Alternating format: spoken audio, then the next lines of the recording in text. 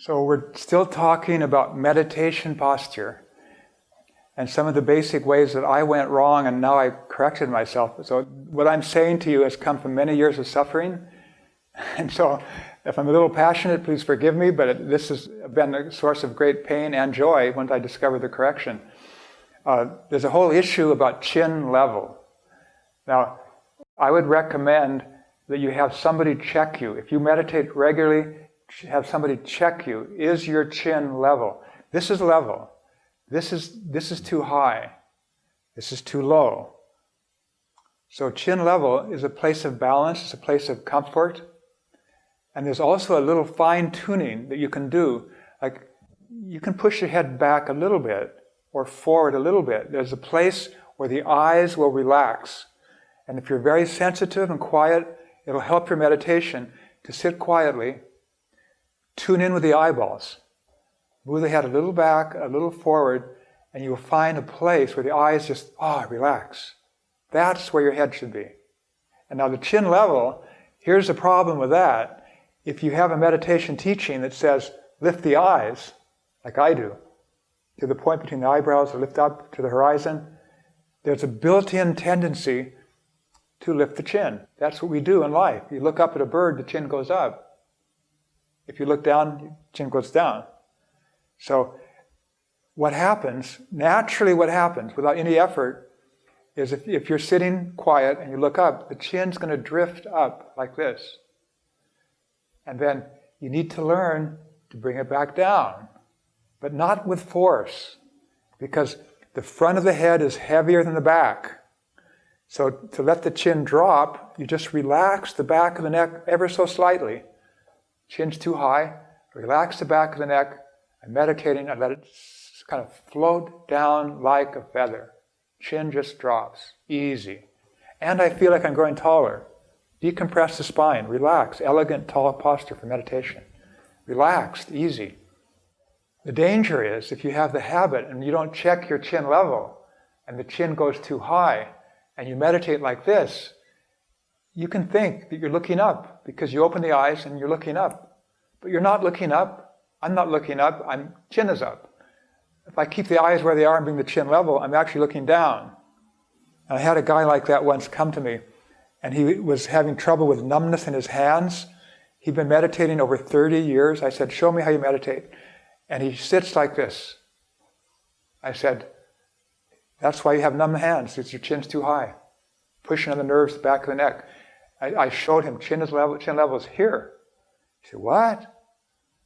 And when he had the chin level where it belonged, I said, now raise the eyes above the horizon. He could hardly do it. It was a strain. Because he thought, 30 years, that he was lifting his eyes. He wasn't ever lifting his eyes above the horizon of the face.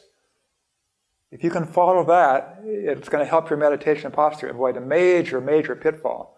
Chin level, chin level. If the chin is too high, it puts the whole weight of the head back on the spine. Chin is too low, you go into a slump forward head posture.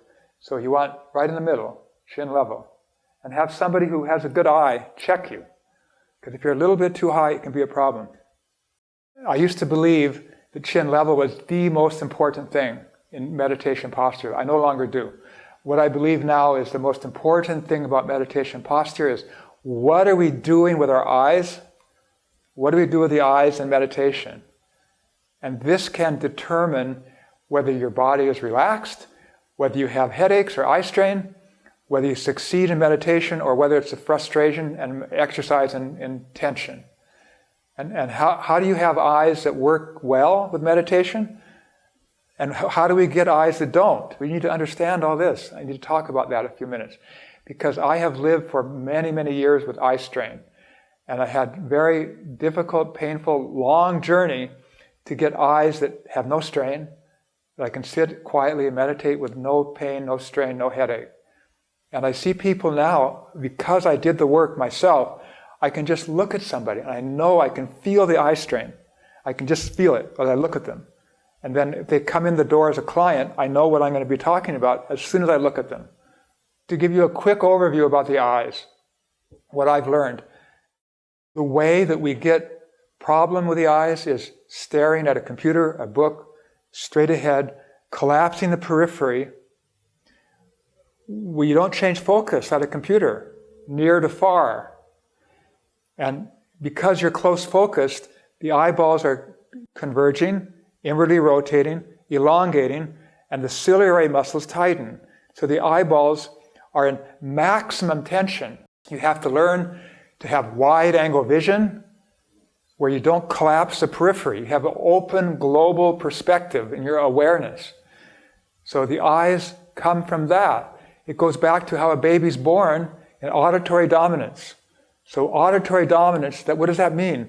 I can sense what's behind me. I can sense what's above me and beneath me all around. And the eyes are part of that. Not just frontal locked, staring, two-dimensional, not changing focus, elongated. If you take those kind of eyes into meditation, you can never meditate. You'll never succeed in meditation. I can guarantee you, because I proved it for 30 years. I proved it. You just get pain and tension. So how if you're sitting and you want to correct your eyes, what do you do? How do you do it? And here's what I do. I listen. I look around as if to listen. I get out of the front. I look to the left, I stay there for a while. I look to the right, I stay there. I have crossover. My left eye crosses the midline. My right eye crosses the midline. I look up, I stay there. I take a breath, I look down, I make a circle, I mobilize the eyes. And then I look into the far distance and I relax and expand my awareness. That's meditation posture. Then I come back to this close focus, tense joints, constricted periphery. That's not meditation posture. So before meditation, it's a really good idea to do a little affirmation or visualization where you think, I'm a little bubble of happiness. I'm expanding the bubble of happiness, or something where you get out of the frontal visual lock. So we have elongated eyes from all the close focus, because when the eyes are close focus at a computer, TV, we get eyeballs that they're not like a hot dog, but it's slightly elongated. And the eyes tend to look down because they're heavier in front. So it's difficult to look up. And so how do you correct elongated eyeballs? Here's how to do it, and you can try it right now as you watch the video. You can first do this, look up, look down, look left, look right, and notice how hard is that? How easy is it to look around? Then, we're going to correct the elongated eyeball. So you close your eyes, and in your imagination, go to wide-angle vision, far distant horizon, global awareness. You're aware of everything around. It's like an animal that's orienting to the horizon, looking, what's around me now? Is there an enemy? Is there a hunter over here? Is there a hawk in the sky? What's going on in the ground? Is there a snake? Everywhere your awareness, open awareness. And with the eyes like that, in open awareness, far distant, squeeze the eyelids as tight as you can comfortably. I call this scrunching. Scrunch the eyes as tight as you can for a count of 10 or 12. You just scrunch them. And then blink and look around. And your eyeballs are now more rounded and not so elongated. Just a couple little more things we can do with the eyes. When you meditate, check if you have close focus tension. If you do, you can think of going out of the eyes into the middle of the head between the ears. This is how a baby is with the eyes. They don't know they have eyeballs. They're in the low brain. The low brain is between the ears. You might say the medulla oblongata, the top of the spine. It's a spiritual center. That's called the spiritual eye in some traditions. So from there, put your mind there. From there, look up. Get out of the eyes and stay with this global, open, soft awareness. Don't focus the point between the eyebrows. Focus 18 inches in front, softly, and relax into that. So posture is not just about the chair, the joints, and the alignment, and the breathing. That's important, but the eyes, can't ignore the eyes. The material presented here is for information only. It summarizes the main tools that I have personally used for about 25 years as a Feldenkrais teacher. I've worked with many clients with serious medical issues and other people, and I found these ideas are safe and simple. They're effective, but common sense dictates that you need your doctor's permission. If you have any questions, if there's any pain, you shouldn't do a movement. You should always be gentle, go slowly. If you have any doubt about the safety of a movement, respect that and don't do it. You can see a professional teacher of movement, an Alexander or Feldenkrais teacher. These people are very good. They've studied posture for a lifetime. You can trust them, and they can look at you, and in a glance, they can tell you what is going on in your body and what you need to do particularly to help yourself. And this can save you many years of futile effort and struggling doing everything or trying to accomplish something you don't really need to accomplish in the way of posture.